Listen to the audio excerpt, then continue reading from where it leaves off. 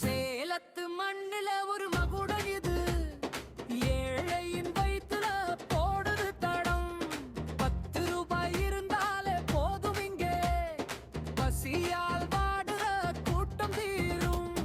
உழைக்கும் கரங்கள் உயர்வு காண உன்னத சேவை இதுவே தானடா.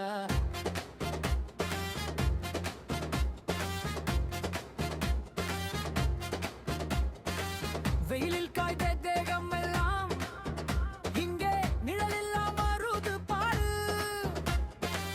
பசியில் வாடி வந்தவர்க்கு இவங்க பாசத்தை ஊட்டுறாங்க 100. அன்னதானம் அது உயர்ந்த தானம், அதை